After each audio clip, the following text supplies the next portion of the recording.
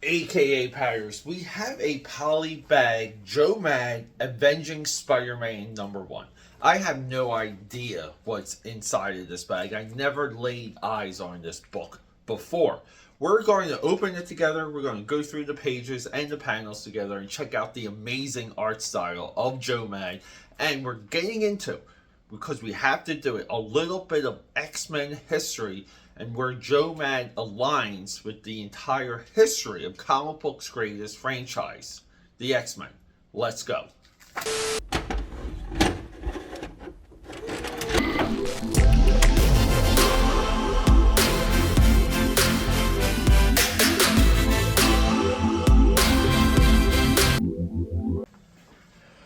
Good morning, AKA Patters. At the time of this recording, we have a beautiful Philadelphia sunset. Say hello to our boy Crip, the greatest 90s creation of all time, created by Stephen Platt, with a little help from Rob Liefeld. So here it is. Let's document the first time I'm ever laying eyes on the Avenging Spider-Man. Zeb Wells, Joe Madureira, Ferran Daniel. That's our colorist, because this already looks like... Well, maybe not. I don't know if this is inked. We'll see. We'll get into the credits. To me, it's this turned into an important video because Joe Mad, in my opinion, he is the last great line of the X-Men artists. We go Paul Smith, Barry Windsor Smith, Jim Lee, Dave Cockrum, John Byrne being the greatest of all of them. And we pretty much end up with Joe Mad. Joe Mad fused manga, anime, and the American sensibility of dynamic poses. At the time, we see here crazy hair, crazy capes, just dynamic action.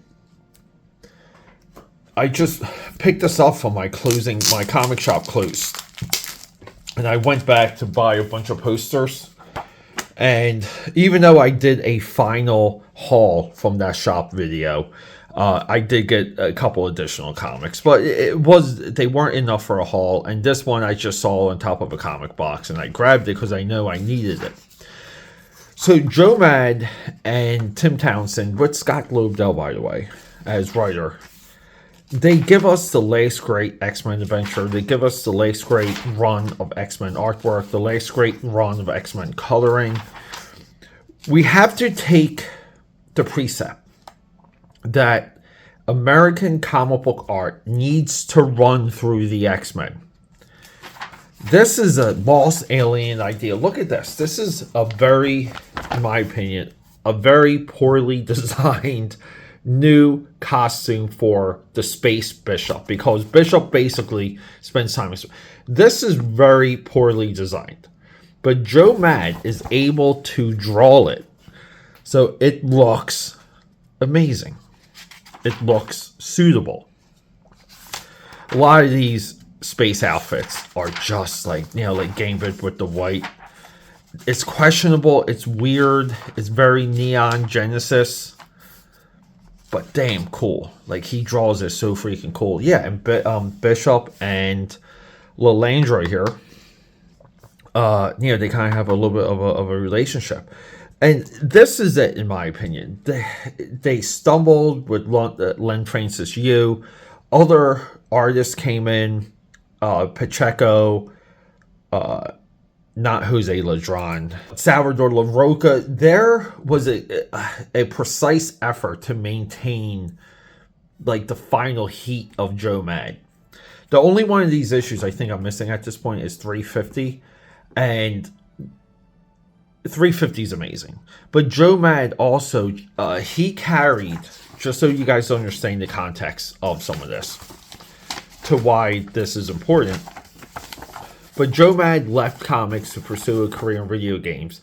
His main contribution to X-Men lore was the unraveling of Gambit's backstory and secrets.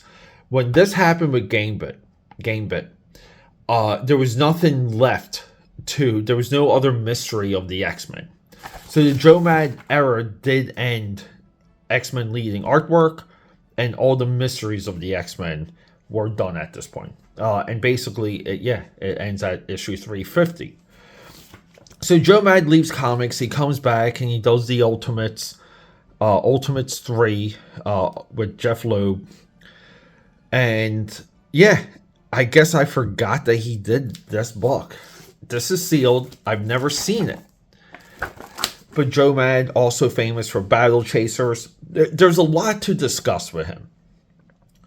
But I just wanted to document. That's why this is important to me. I just wanted to document me looking at this book, flipping through it with all of you, my AKA Padders, for the first time. And these are the cool things I think we do on this channel.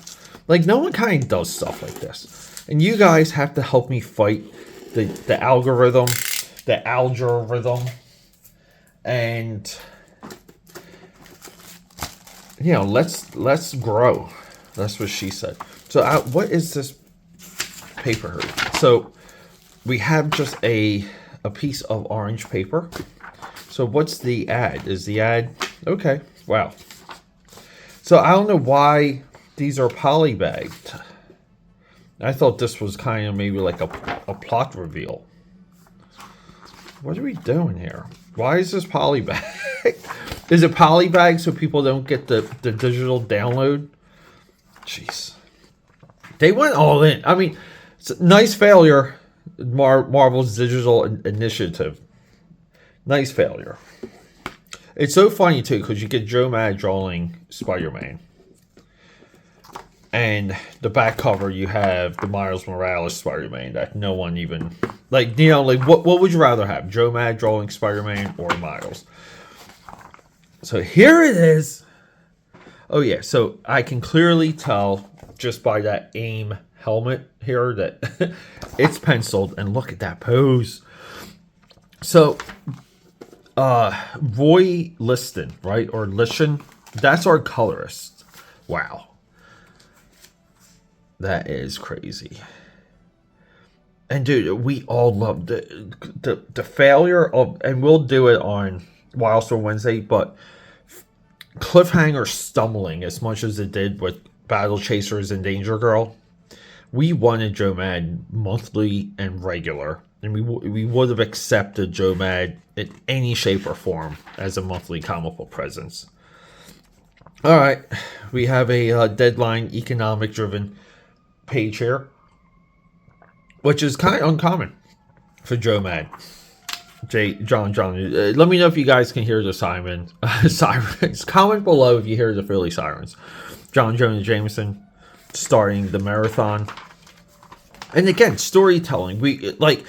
I don't have to read the panels to know we're in a New York City marathon.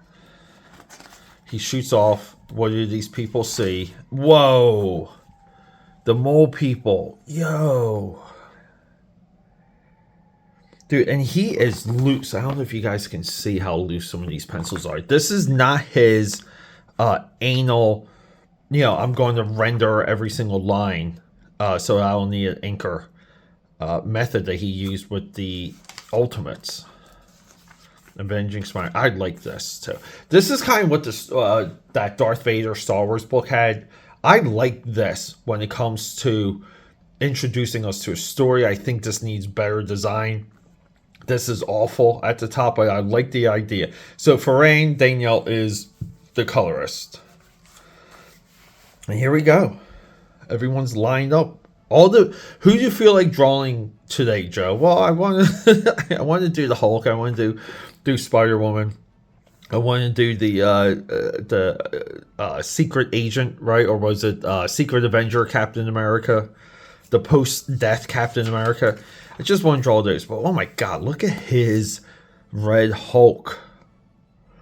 And this is cool. The mole people overtake John Jonah Jameson. Oh, I guess this is when he's running for mayor, right? Or he is the mayor of New York City.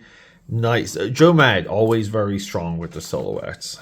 There you go, thunderclap. Oh yeah, look, and they're pulling him right into the hole. So the Avengers get deployed because something else is happening, right? Hulk jumps off, they land. And yeah, okay. They have to go rescue John Jonah Jameson. And then we have Rumble Rumble. This is great. Look at that. I love the top yellow highlight coloring here. So freaking cool. And the color, I'm not big on color holds, but the color holds for this webbing here is, and look, he makes it stringy. We gotta evolve outside of the Michael Golden webbing. Well, and we saw that coming. That is beyond cool. I love the sea of teeth. The colors too, the purples. And again too, we talk about controlling your hues and the tone as you flip through the book. And it's your job as a colorist to take the reader through the phases of the story. So see, we have lots of blues here. So we're in daylight. And then very quickly, we get into the purples, and purples lead right into the darker tones.